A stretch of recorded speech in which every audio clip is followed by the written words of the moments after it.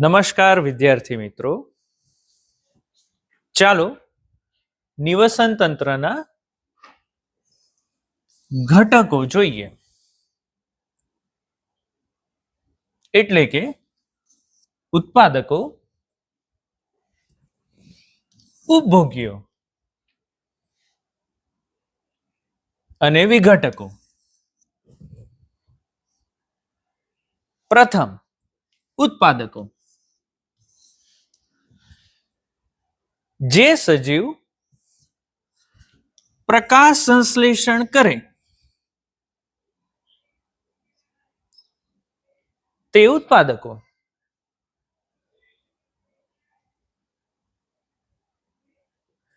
પ્રકાશ સંશ્લેષણ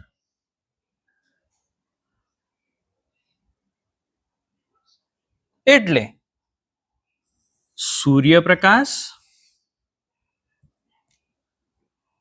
અને હરિતદ્રવ્ય ની મદદથી વનસ્પતિ અકાર્બનિક ઘટકો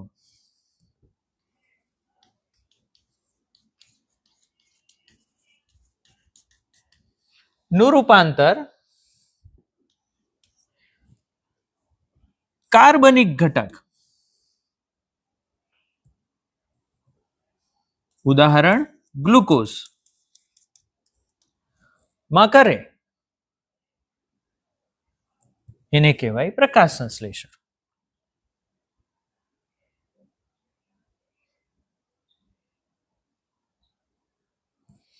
અકાર્બનિક ઘટક જેમ કે કાર્બન ડાયોક્સાઇડ, પાણી નું રૂપાંતરણ ગ્લુકોઝમાં થયું.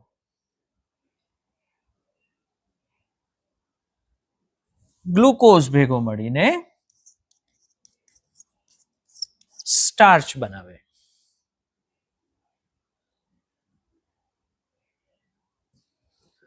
ઉત્પાદકોના ઉદાહરણ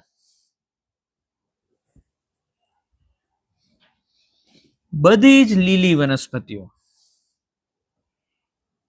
અને પ્રકાશ સંશ્લેષણ કરતા કેટલાક બેક્ટેરિયા.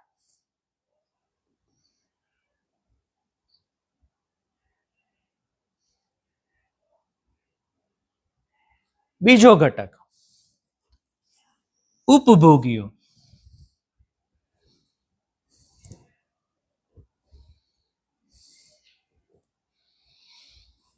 પોતાના અસ્તિત્વ માટે સીધો અથવા પરોક્ષ ઉત્પાદકનો ઉપયોગ કરે તે ઉપભોગી. ઉદાહરણ હરણ.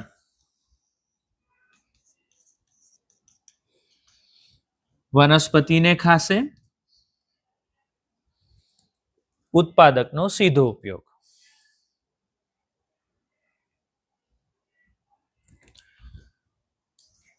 માંસાહારી પ્રાણી. શાકાહારી પ્રાણીને ખાશે, શાકાહારી પ્રાણીમાં ઉર્જા તો વનસ્પતિમાંથી જ આવી એટલે પરોક્ષ ઉપયોગ. આમ સીધો ઉપયોગ કે પરોક્ષ ઉપયોગ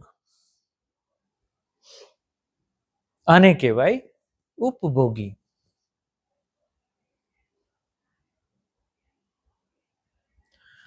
ઉપભોગીના પ્રકાર. શાકાહારી, ઉદાહરણ હરણ. માંસાહારી, ઉદાહરણ સિંહ.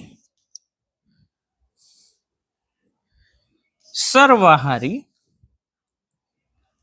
એટલે માણસ લઈ શકો. અને પરોપજીવી.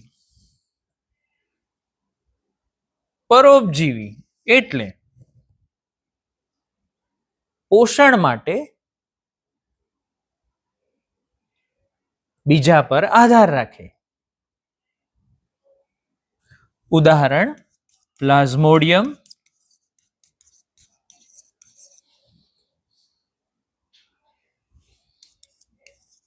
મલેરિયા રોગ કરે,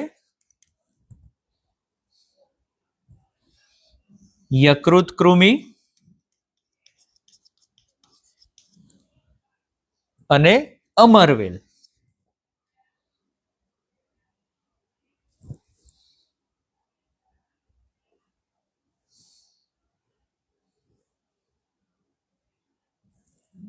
ત્રીજો ઘટક વિઘટકો.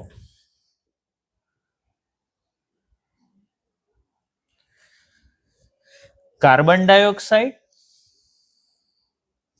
અને પાણી પ્રકાશ સંશ્લેષણ દ્વારા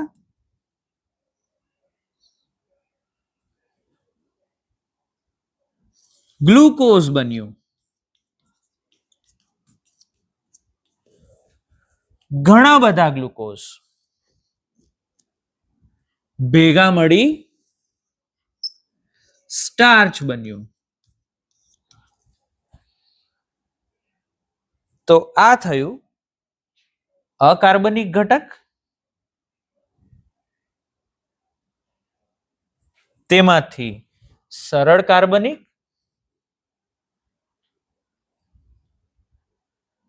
અને તેમાંથી જટિલ કાર્બનિક. સજીવોમાં આ જટિલ કાર્બનિક ઘટકો હોય તેનું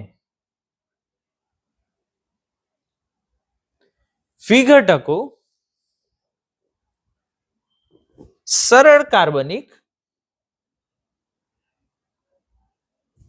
અને ત્યાર પછી અકાર્બનિક ઘટકોમાં રૂપાંતર કરે. એને આપણે વિઘટન કહીએ. ઉદાહરણ સૂક્ષ્મજીવો એટલે કે બેક્ટેરિયા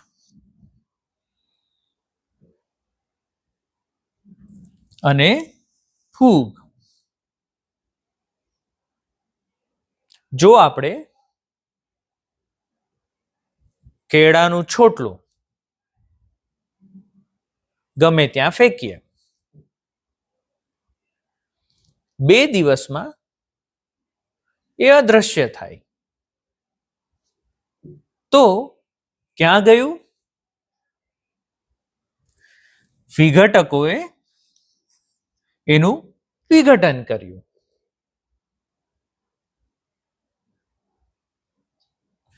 જો વિઘટકો ન હોય તો કચરો અને મૃતદેહ નો નિકાલ ન થાય. આથી વિઘટકો ખૂબ મહત્વના